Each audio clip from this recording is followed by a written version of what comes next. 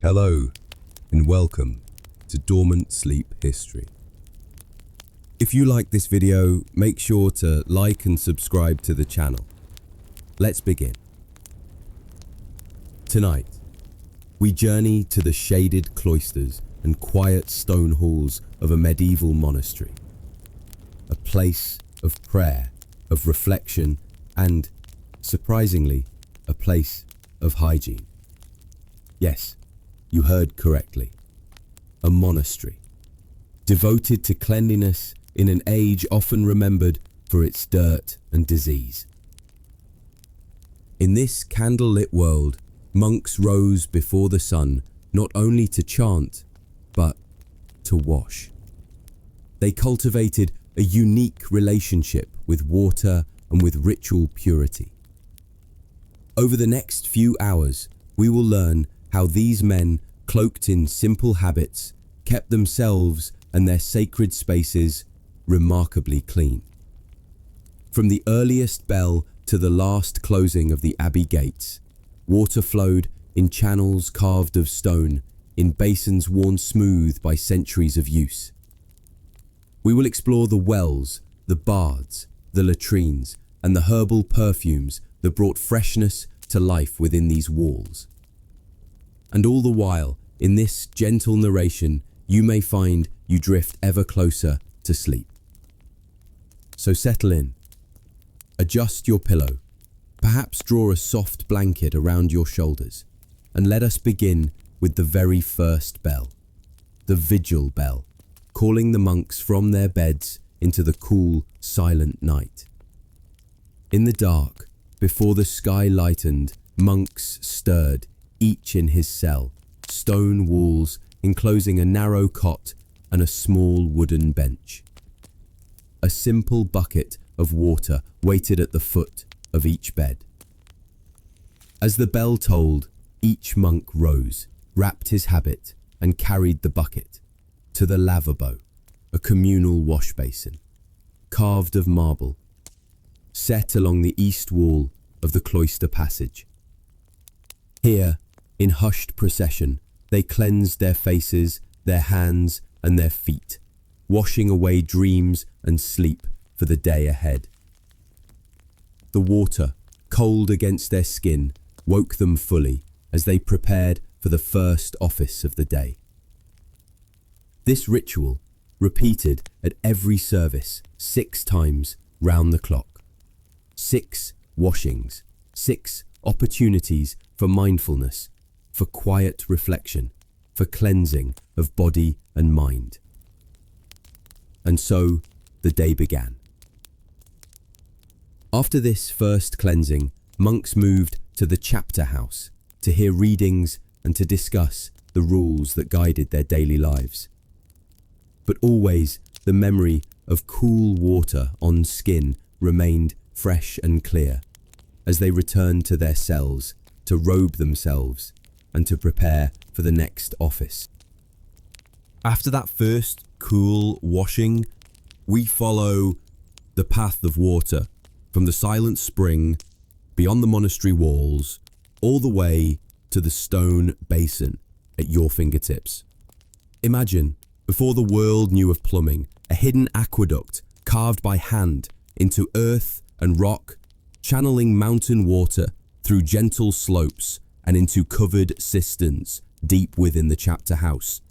The monks regarded water as a gift from nature and from God. They tended to the springs, clearing brush, ensuring the flow remained pure and cool and clear. Each morning, 2 lay brothers, known as the water custodians, would walk the channels, inspecting the joints, listening for leaks, feeling for warmth that signified a blockage or a breach. If they found a crack in the mortar, they would kneel by the aqueduct and apply a mixture of lime and sand, molding it with care until the water flowed smooth once again. From these aqueducts, water spilled into a cistern beneath the refectory, where monks gathered each mealtime to receive their soup and their bread. They would draw water from a heavy bucket, guided down on a rope through a narrow shaft into the cistern's cool depths. The rope would creak like a wooden violin, an echo in the quiet hall as the brothers lowered the bucket into the dark. Then, with a soft splash, it would fill and rise, dripping with fresh water, glinting in the torchlight. This same water travelled along stone channels carved into the cloister walk, forming a narrow gutter just an inch wide and half an inch deep. It ran past carved capitals and looped around columns, each curve worn smooth by centuries of flow. Monks learned to read the water's whisper, judging its speed and its clarity, the signs of algae or silt, or sudden warmth indicating something amiss. They called this practice listening to the water, and they listened in the hush of pre-dawn hours when all else was still. Beyond the cloisters stood the well, a deep shaft sunk into the earth lined with hand-fitted stones, each layer slightly smaller than the one below, tapering to the narrow mouth at ground level. The well was a sacred place, a meeting of man and earth and water. On festival days, the abbot led a procession of monks to the wellhead. They chanted Psalm 23, invoking God's mercy and blessing the life-giving water.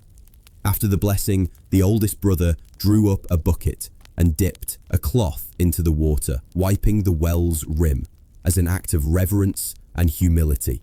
Then they would drink a small sip to honor the source that sustained them through cloistered days of devotion and labor. This water was used for more than washing bodies. It was used to prepare remedies for the infirmary and to steep poultices of herbs for ailments that crept into quiet beds at the foot of the choir stalls. Each drop, monks recorded the amount drawn each day in ledgers written in neat, precise script. They noted weather, days of drought, days of heavy rain, and the clarity of the water, as if they recorded the pulse of the monastery itself. In this, we find a lesson for our own appreciation of water, how easily we consume without thought, how rarely we consider the journey from spring to cup, from stone channel to polished bowl. And now, as you rest, let your mind drift down that channel, feeling the cool water against your fingertips, hearing its gentle murmur guiding you further toward calm, toward sleep.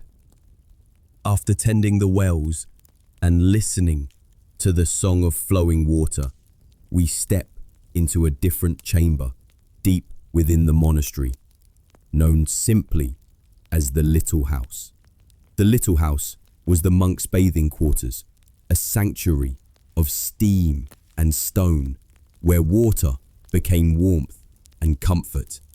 Here, in a vaulted room of grey limestone, arches soared overhead, and narrow windows glazed with amber glass filtered the sunlight into honeyed beams. Along one wall, a series of basins carved by master stonemasons bore runnels, each a gentle channel, guiding water from the reservoir into shallow bowls. The monks entered in silence, shedding their cold habits and stepping onto smooth flagstones. Each monk had his appointed time, marked on a schedule, inked in the chapter house book. He would approach the first basin, dip a cup, lift it to his lips, and pour the water over his hands, then his face, then over his head. Drop by drop, the water washed away the day's dust, the night's chill, leaving warmth in its place. The next basin held water infused with herbs, rosemary, lavender, and mint, plucked from the monastery garden just beyond the cloister gates. The fragrance rose slowly in the mist, curling around the columns, a silent incense without flame. Monks breathed the scent and felt their muscles loosen, their minds unwind. Some lingered at the herb basin, pouring water over their arms and rubbing the fragrant leaves against their forearms, as if washing the weight of care from their shoulders. Beyond the basins, a large rectangular pool lay at the room's center, 3 feet deep and 6 feet wide, fed by a stone spout carved in the shape of a lion's head. Steam rose in gentle tendrils from the pool's surface, giving the air a timeless quality. When relays of brothers arrived, they would lower themselves into the bath until water lapped at their chests.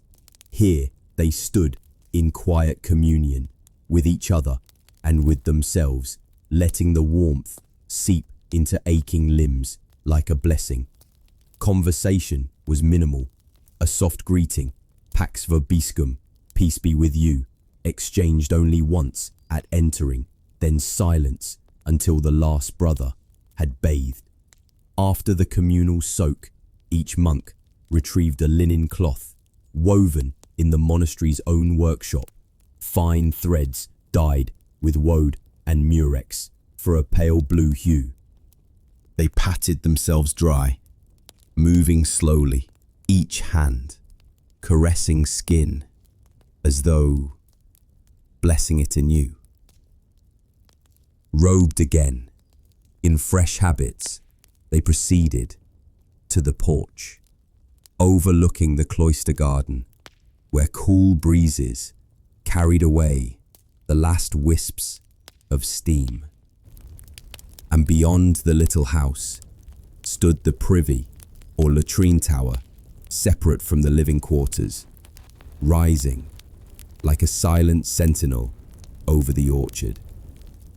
Here we pause before we cross the threshold into the realm of privies, chamber pots, and the modest art of medieval sanitation. But let your mind rest for a moment on the little house, on the echo of water, on the hush of limestone, and let sleep drift softly around you before we continue on our journey through monastic hygiene. Now we approach the most humble and often whispered places of monastic life. The latrine tower stood apart from the main buildings, a narrow, squat structure of rough-hewn stone, rising like a watchful guardian over the orchard. Within its walls, a spiral staircase wound downward, echoing with each step as monks descended in single file to attend their private needs. At the base, a long bench of smooth oak stretched along the curved wall. Seated side by side, in silence, the brothers let nature take its course. Below the bench, a channel carved in stone carried away every offering with a gentle, constant flow of water.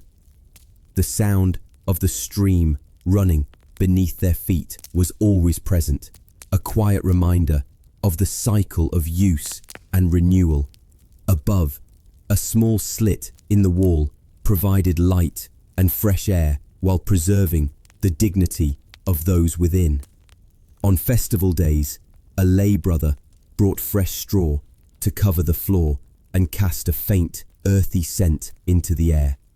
In the cloakroom, just outside, monks hung their woolen habits on simple pegs, brushing off dust and dander before re-entering the sacred silence of the cloister. They took care to shake and fold the heavy fabric, smoothing every crease as if preparing for a meeting with the divine.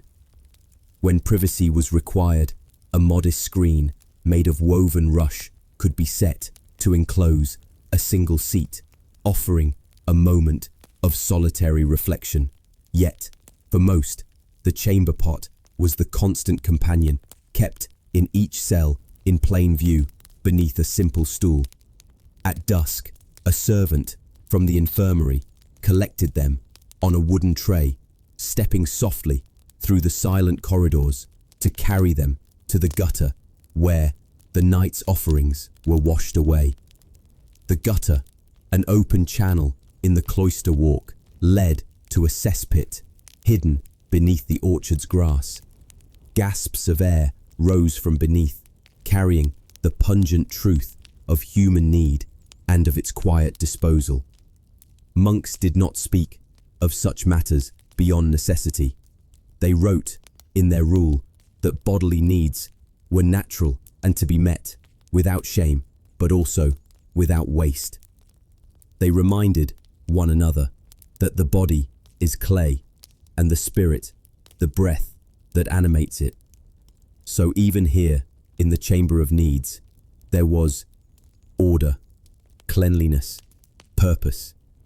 And through it all, the same water that washed, sacred vessels and consecrated hands carried away the simplest offerings in a quiet testament to the cycle of life and of release. Let the echo of running water linger in your mind as we prepare to leave this hidden world of latrines and chamber pots and step once more into the fragrant gardens and healing halls of monastic care. Beyond the tiles and smooth stone of the little house lay a different form of purification, one carried not by water alone, but by the gentle power of living herbs. In the monastery garden, rows of raised beds bloomed with rosemary, lavender, rue, and mint. These plants were more than decoration. They were tools of cleansing and comfort. At dawn, the infirmarian, a gentle brother, slow of step, would wander among the beds, gathering sprigs, still wet with dew. He handled each leaf as if it were a relic, pressing its scent between thumb and forefinger before placing it in a woven basket. Later, in the little house, water would cascade over the herb-laden bowls, drawing forth oils and aromas like soft hymns, rising in fragrant clouds. Monks inhaled each steam-laden breath, letting it fill their lungs, then exhale slowly, releasing any lingering tension from mind and muscle. At times, whole garlands were woven from sprigs of rosemary, tied with thin strips of linen, dyed a pale green from crushed parsley seeds. These garlands were draped over doorways, windows, and even over the rim of the lavabo as tokens of protection and health. Some monks would gently rub the garlands against their cheeks as they passed, leaving behind a faint, comforting scent of the garden in every corridor. When one suffered a headache or a fever, syrups were prepared from crushed petals boiled in spring water and sweetened with honey from the monastery hives. The infirmarian would pour a small cup and instruct the patient to sip with slow, deliberate breaths, allowing the warmth and the floral notes to soothe and mend. For tougher ailments, poultices were made by crushing leaves of comfrey and plantain, combining them with oil and applying to the skin like a gentle balm. Brothers recovering lay on straw mattresses in the infirmary, listening to the drip-drip of water from a clay pipe into a basin below. The scent of herbs and simmering broths filled the air, carrying reassurance of care and attention. Yet the simplest remedy remained, the ritual washing of hands, before and after any task, sacred or mundane. A brother preparing candles washed his hands to prevent wax from clinging. A brother transcribing manuscripts did the same to avoid smudges of ink. Clean hands were the mark of diligence and devotion. As sunlight faded and shadows lengthened, the fragrance of the day's gathering lingered in corridors like a blessing, never quite gone. Let your mind rest on the softness of lavender blooms, on the gentle rinse of cool water touched with mint and rosemary, and drift down into slumber, carried on a breeze, scented by the monastic garden. Beyond the fragrant gardens and the polished stones lay a place where cleanliness met compassion and quiet healing. The infirmary, a simple hall lit by tall, narrow windows that cast pale light onto flagstones worn by countless footsteps. Here, brothers came when ailments touched them, inside or outside the cloistered walls. Some arrived with fevers burning their cheeks and weighing heavy on weary bodies. Others with wounds from labour in the fields or from tasks in the workshop. No matter the cause, each was treated with the same careful attention. A low table stood in the centre, draped with wool cloth, dyed a soft green as a symbol of renewal. The infirmarian moved from patient to patient, his steps deliberate, his voice quiet, offering words of comfort in Latin and in the vernacular. For fevers, cool compresses were applied, linen cloth soaked in spring water and laid across the brow and the nape of the neck.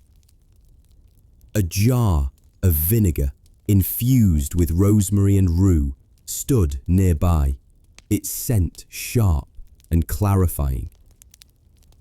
When pain became too great, poultices of plantain and comfrey were pressed against swelling and bound with strips of linen. Each step was performed with ceremony and with care. Brothers lay on narrow straw beds, their heads propped on wooden blocks, carved to keep their necks aligned in comfort. A small lamp burnt oil pressed from olives, its wick trimmed to a fine point, casting a circle of light over each bedside. Meals for the infirm were simple, broths and gruels enriched with barley and honey to nourish feeble bodies. Water was sipped slowly from wooden cups, each swallow measured as if each drop held the promise of recovery. When wounds needed cleaning, a basin of boiled water awaited its surface, steaming in the lamp's glow. The infirmarian would pour gently over linen, then press it to the skin, removing dirt and debris with the softest of touches. He spoke quiet prayers, invoking faith and healing as he worked. And when the day waned and shadows lengthened, a final procession carried water to each bedside for one last washing before night and rest. This was monastic care in its gentlest form. Cleanliness and compassion entwined in every ritual, in every basin, in every whispered prayer. As your eyes grow heavy, let the memory of gentle hands, of cool water, of soft light guide you toward peace and toward sleep. Beyond the infirmary and the fragrant gardens lay a task both humble and sacred, entrusted to the brothers, whose patience was as fine as the linens they cared for. In a low-ceiling chamber, warmed by the embers of a single hearth stood the laundry area, where water and soap met cloth and devotion.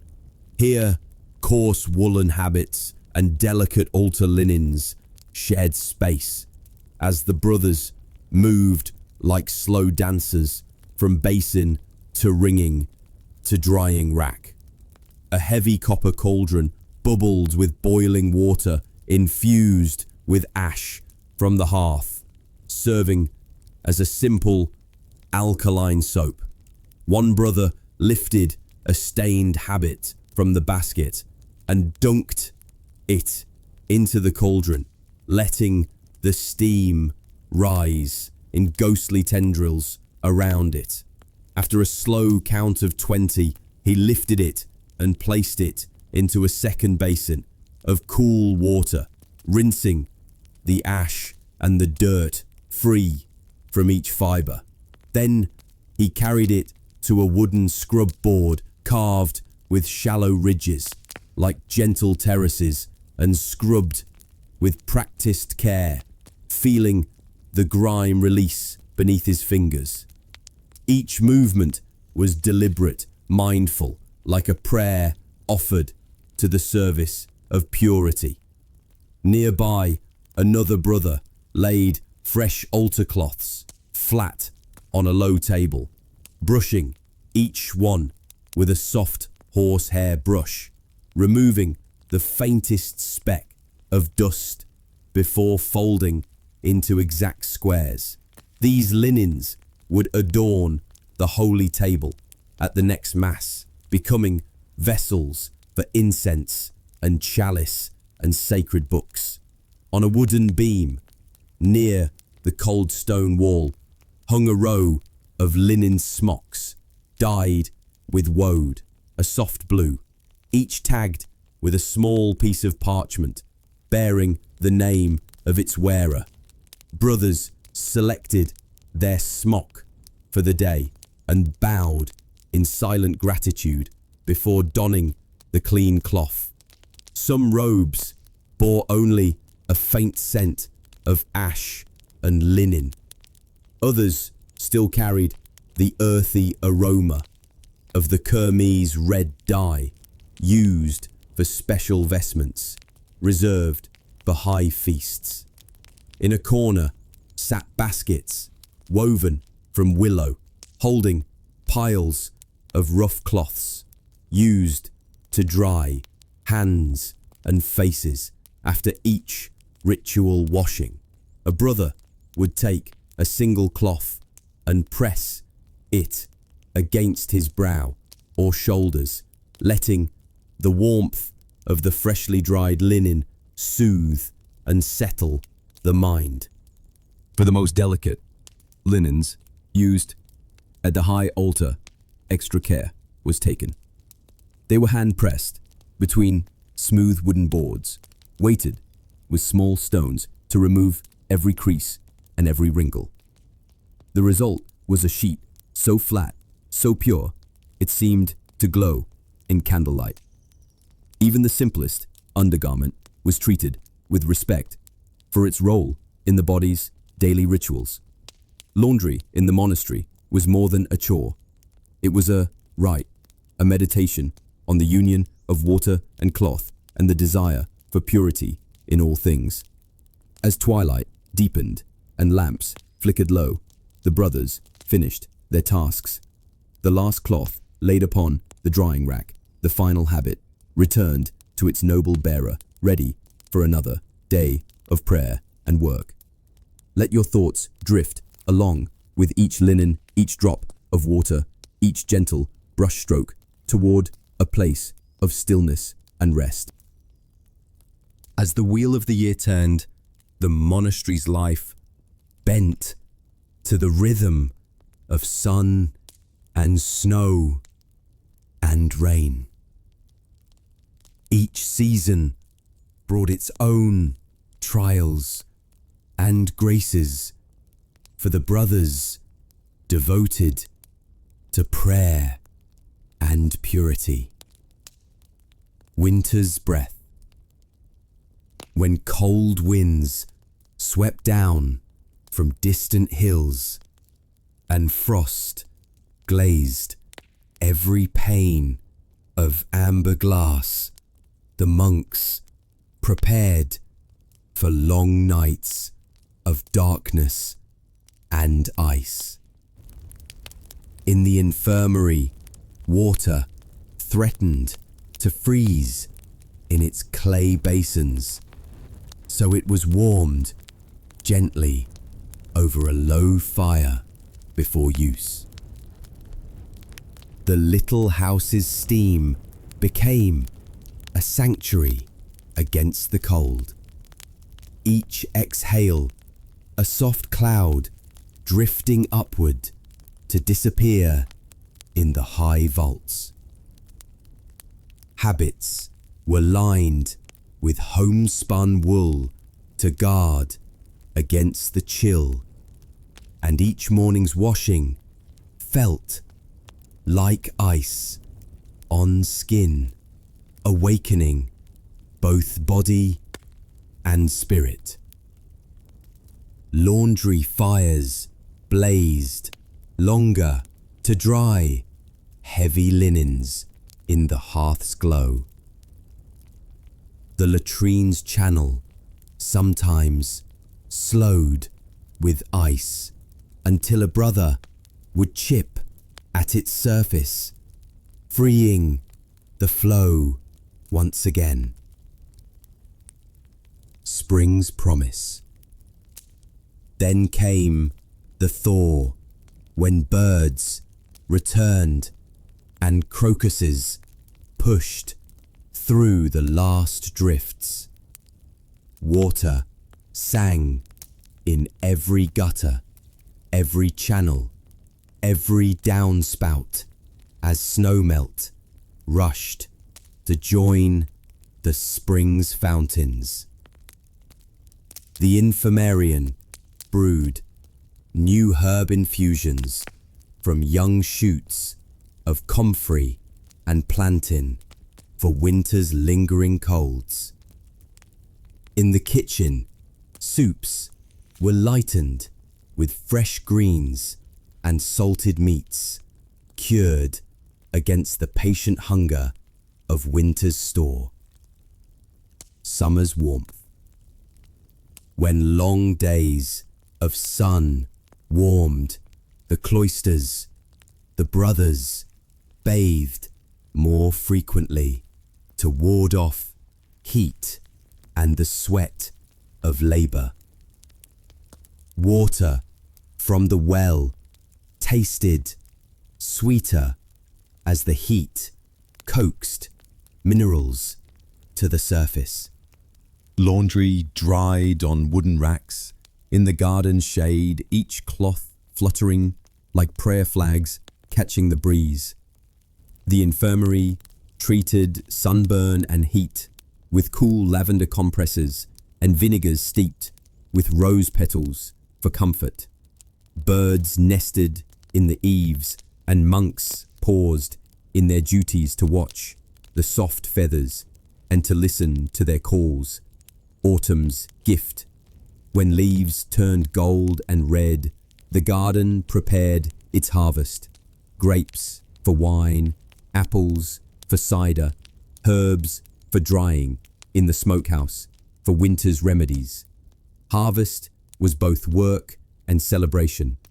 The brothers labored in sunlit rows, gathering bounty and singing faint hymns as they moved. Afterwards, in the refectory, they shared a simple feast of bread and fresh cheese and warm ale flavored with honey. And through it all, the water continued to flow, a silent, constant companion in every season, reminding the monks of life's ceaseless rhythm. So, as your body shifts towards sleep, imagine the cool drip of winter's thaw, the warm mist of summer's bath, the fragrant steam of spring's herbs, and the golden light of autumn's harvest. And drift gently into the peaceful cycle of rest. Beyond the body's baths lay the deeper spiritual washing rites that cleansed the soul and bound the monks to their calling. The day's fourth office, known as none, arrived in the mid-afternoon light when shadows lay soft across the cloister and taper the spirit toward introspection. After prayer, the abbot would lead a procession to the laver, a large bowl of polished bronze set upon a carved stone pedestal. Each monk knelt before the basin as the abbot took a cloth, dipped in sacred water, and washed the hands of each brother one by one. This was the mandatum, the commandment of humble service, recalling the washing of the feet at the Last Supper. As water slid over each finger, each palm, each wrist, the brothers reflected on duty and compassion and the bond of community. They rose, cleansed in body and renewed in spirit, ready to serve and to pray until the Vesper bells called them again. At Vespers, as twilight deepened, they would gather once more around the washing bowl, this time to wash each other's feet in an act of humility and equality. Water cleansed more than flesh, it cleansed pride and placed every brother on the same level as servants to one another. In the stillness, only the soft drip of water on stone and the low chant of voices rose like incense into the high arches. After this ritual, each monk would dry his feet and return to his cell, walking in silence beneath the flicker of torchlight. They carried the memory of cold water on skin as a promise of humility and of gentle service. Beyond these sacred washings, the monks practiced daily aspersions, sprinklings of holy water over altar and book and doorpost to guard against unclean spirits and to sanctify every corner of their world. Each small vial of blessed water was carried by the sacristan in its own leather-bound case, worn at his belt. And in each doorway, in each niche, a small aspergillum hung, ready to cast beads of water as needed in blessing and in protection. This was the monastery's heart, a rhythm of water and prayer and humility that sustained its people through every trial. Let this slow rhythm wash over you as your mind drifts into calm and sleep. Within these cloistered walls, water is sacred, ritualized and pure. Beyond the monastery gates lies another world, that known as the castle, where luxury and chaos intertwine. Imagine a great hall filled with echoes of armored footsteps, the roar of hearth fires and the swirl of scented tapestries dampened by shadows. Here, water flows, but not always with intention. A gilded basin may stand by a throne, its surface mirrored, but its source muddied by pipes shared with beasts and kitchens and the keep. Servants haul pails from distant wells and pour the water into tubs for the Lord's wife to bathe. Her bath may be scented with rose petals, but the water itself carries the echoes of laundry and livestock and the sprawling, forbidden gardens beyond. Contrast this with our cloister, where each drop is counted, consecrated, and used for rituals of both body and spirit. In the castle, privacy is a luxury, not always afforded. Curtains and screens separate the bather from watchers in the outer room. Guards and guests and children may bustle at the edges of the chamber. Monks, by contrast, bathe in silence, in community, but with unbroken privacy. In the castle, the Lord's bath might be scalding, meant to display both heat and wealth. Here, in the cloister, the bath is lukewarm, deliberate, a slow communion with temperance and care. After a day of feasting in the great hall, spilt wine and greasy hands require quick and hasty washings. Napkins and ewers stand by the sideboard for a guest to dip and wipe, but the water itself is afterthought, not ritual. By candlelight, the castle's bathhouse may boast marble and mosaic, but it lacks the quiet intention of our little house. Who would trade the lonely splendor of a lord's tub for the shared, humble warmth of steam and stone? The monk finds holiness in every cleansing, in every drop that falls, echoing like prayer in the cloister's veiled hush. Let the contrast wash over you like two currents, merging into one gentle river, guiding you toward rest. Even in their cloistered world, the monks observed moments of festivity woven into the steady fabric of their daily devotions. Though their lives were marked by silence and routine, the church calendar brought brief but radiant interruptions of music, of colour, and of rare communal joy. Christmas Eve. As winter lay heavy over the land, the brothers prepared for the feast that celebrates the birth of their Saviour. Weeks before, they harvested holly and bay, weaving wreaths to adorn the choir stalls and the chapel doors. On the night before the vigil, they gathered around the refectory table for a simple supper of pea soup and crusty bread, silent in anticipation. Then, as the bell tolled midnight, they processed in candlelight to the chapel, where the air filled with the fragrance of evergreen and incense. Choir robes shimmered in the lamplight as voices took up the ancient carols, soft as falling snow.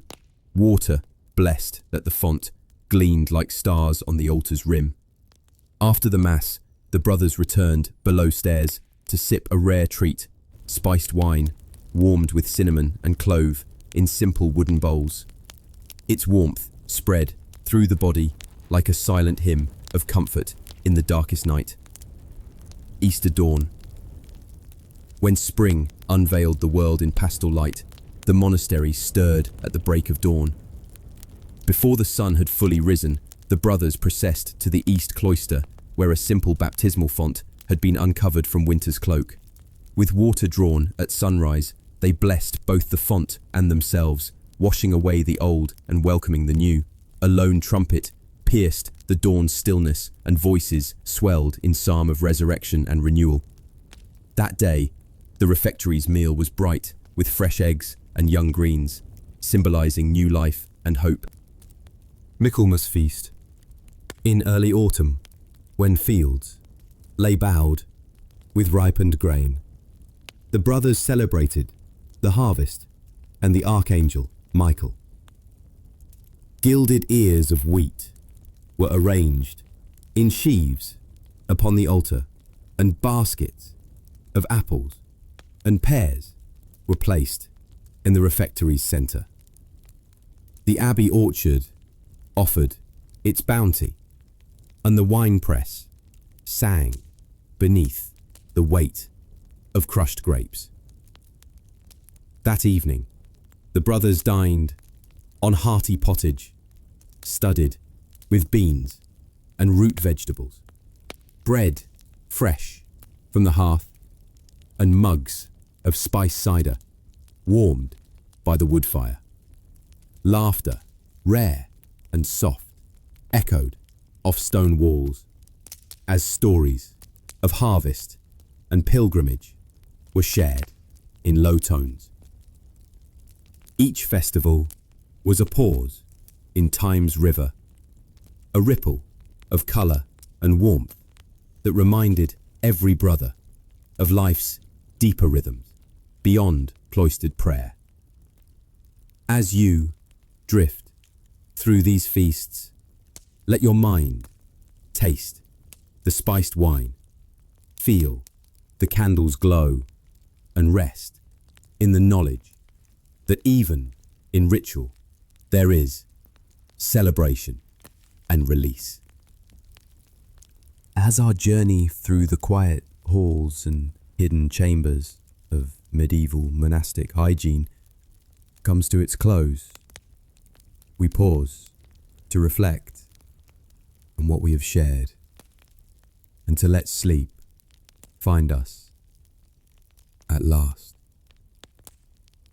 We have walked from the vigil basin to the little house, from the latrine tower to the infirmary's gentle light, from laundry's sacred tasks to festival's warm glow. In every place, water flowed, and hands moved with care, and hearts bowed in service and prayer.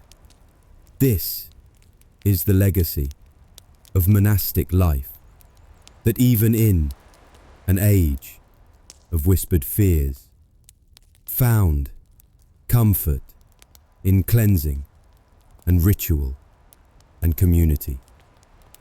And now, let this become your own ritual as you prepare to rest your body and your mind.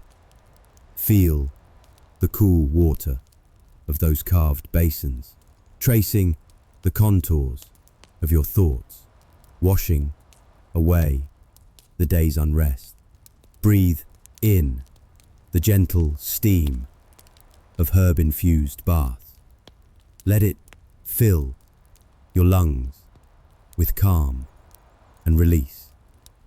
Picture the linen, fresh from the scrub board, soft against your skin, each fibre a promise of purity and renewal. Hear the silent drip of water in the cloister gutter, a steady, unhurried heartbeat guiding you deeper into rest. Remember the mandatum's humble washing of feet, and let its lesson of service and equality wash over you in kindness to yourself and to others. Reflect on seasons, changing tides, winter's hush, spring's bloom, summer's warmth, autumn's harvest, as the cycle of your breath flows in concert with the world.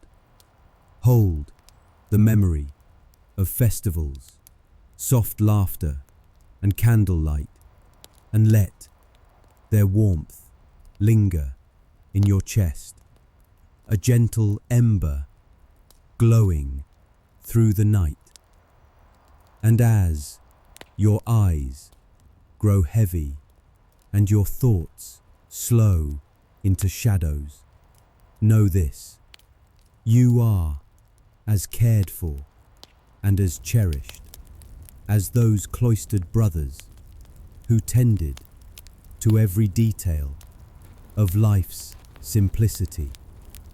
In this shared act of remembrance, we honor their hidden work, and we honor our own need for rest and renewal. Let your breathing be the final bell, calling you into peace. Let your heartbeat be the silent hymn that carries you into sleep. Good night, dear traveler, and sweet dreams in the gentle waters of rest.